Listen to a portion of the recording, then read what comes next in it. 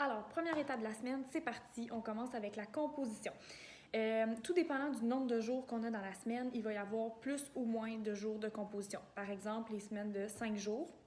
Le lundi, le mardi, le mercredi, c'est des journées de composition. Les semaines de 4 jours, dans le fond, les 2 premiers jours de la semaine, c'est des jours de composition. Puis le reste, c'est pré-correction et correction. Donc, pour la composition, ce qui est affiché sur le tableau, c'est vraiment mes critères. Là, moi, je souhaite faire pratiquer les mots de vocabulaire au travers de ça et les verbes qui sont à l'étude durant la semaine.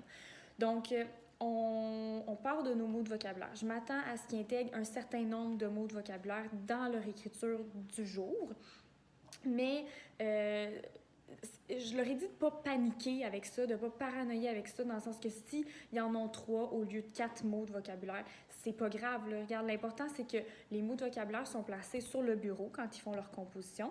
Donc, ils les voient, ils les lisent, ils essaient de les intégrer dans leurs phrases. Donc, même s'ils les utilisent pas, au pire, ils les ont lus là, plusieurs fois pour essayer de les placer. Ils n'ont pas réussi à les placer, mais ils les ont lus quand même. Donc, ils les ont pratiqués, ils les ont visualisés, ils les ont imaginés dans leur tête. Donc, tout ça, moi, dans ma tête, c'est une façon de pratiquer les mots de vocabulaire. Donc, mon but est atteint. Qu'ils réussissent à tous les intégrer ou pas, c'est pas si grave que ça. Je leur ai dit que moi, j'aimerais ça qu'ils en intègrent 4, mais que s'ils en faisaient un petit peu moins, c'était pas grave. Puis s'ils en font plus, Colin, c'est bien correct. Donc, ça, c'est pour les mots de vocabulaire. Ensuite de ça, les verbes. C'est sûr qu'au début de l'année, nous, on y va par temps. Là, fait qu'au début de l'année, c'est plus facile. On a le présent, l'imparfait. Fait que ça s'intègre bien dans les phrases de manière générale. Ils sont habiles à le faire. Quand on arrive au futur, au conditionnel, c'est plus difficile d'intégrer le verbe dans les phrases. Donc là, ce que je fais, c'est que je vais adapter l'écriture selon le temps de verbe qu'on travaille. Dans la section aussi du rapido, il y a la petite section inspiration. Donc là, je fournis aux élèves une idée qu'ils peuvent suivre ou pas suivre. C'est vraiment au choix. Moi, c'est juste pour les inspirer. Puis, dans cette inspiration-là, je vais essayer de faciliter la tâche pour que le verbe soit plus facile à utiliser. Par exemple, si c'est un verbe qui est au futur, bien là, je peux dire écris-moi un texte sur l'ouverture future d'une animalerie. Donc, l'ouverture n'est pas ouverte, je veux que tu m'annonces qu'elle va ouvrir bientôt. Donc là, ils vont pouvoir utiliser des verbes au futur, ça va être plus facile pour eux que juste leur dire parle-moi d'une animalerie.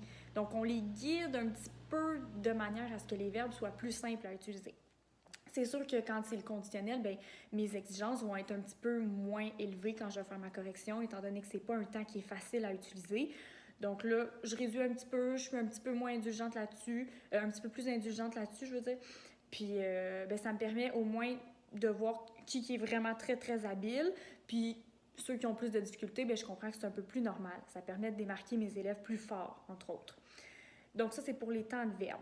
Ensuite de ça, l'inspiration, j'ai commencé quelque chose il n'y a pas si longtemps, puis je trouve que ça fait vraiment une belle différence. Donc, je vous conseille de commencer directement avec ça. Ce qu'on fait, nous, c'est que le vendredi, on regarde nos mots de vocabulaire pour la semaine suivante, donc les mots à l'étude. Puis là, on lit nos mots de vocabulaire, on les décortique, on surligne, tout ça. Puis après, on se dit, OK, à partir de ces mots-là, qu'est-ce qu'on pourrait écrire la semaine prochaine dans l'écriteau en se basant là-dessus, là? Ça nous inspire quoi? Donc là, je pars de leurs suggestions, de leurs idées, puis durant la semaine, pendant les journées de composition, bien, je vais écrire dans l'inspiration ce qu'ils m'ont suggéré. Fait que ça vient d'eux, c'est vraiment plus le fun, puis des fois, ils vont quelque part là, que j'aurais jamais pu penser. Puis là, ils sont tous comme super énervés, super motivés, puis la semaine d'après, bien là, ils sont comme vraiment plus motivés à le faire parce que ça vient d'eux, puis ils ont eu plein d'idées quand ils en ont parlé. Il y en a même des fois qui s'échangent des petites idées entre eux. Donc, ça suscite leur intérêt. Donc, partez des mots de vocabulaire, faites une petite discussion avec eux, puis voilà, vous n'avez pas à vous casser la tête le lundi, mardi, mercredi à trouver des idées. Ils vous les fournissent d'eux-mêmes, les idées.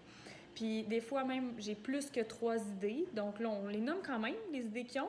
Puis, il y en a qui ne veulent pas nécessairement respecter une des suggestions dans les inspirations que je vais donner. Fait qu'ils peuvent se dire, ah ben, on avait parlé d'un voyage dans l'espace. Cette semaine, elle ne nous le suggère pas, mais moi, ça me tentait d'en parler. Fait qu'aujourd'hui, je le fais là-dessus. Donc, on ouvre vraiment plein de portes, plein de possibilités avec plusieurs inspirations variées. Et puis, après ça, ce qu'il faut savoir, c'est que l'étape de composition, c'est vraiment pas une étape stressante. Moi, c'est vraiment mon but. Je voulais pas que ça stresse les élèves. Je voulais qu'ils s'amusent, qu'ils aillent dans toutes les directions possibles, puis qu'ils ne stressent pas à se dire « Oh mon Dieu, qu'est-ce que Mme Frédéric va penser? Ça va être quoi son jugement sur ce que j'écris? » Parce que moi, en fait, là, ils me remettent pas leur cahier quand ils ont fini leur composition. Je regarde pas toute leur composition. Ils vont en choisir une qu'ils vont préférer parmi celles qu'ils vont avoir faites durant la semaine, puis c'est celle-là qu'ils vont me présenter, puis c'est celle-là que je vais corriger.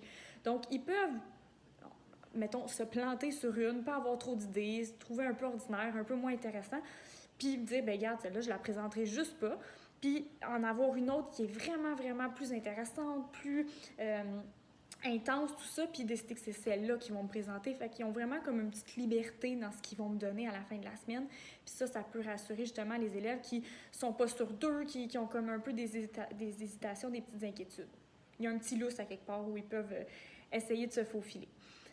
Donc c'est ça, ils ne me remettent pas leur cahier à l'étape de la composition, ils font seulement composer. C'est tout. Demain, je vous parle de l'étape de la précorrection. À demain!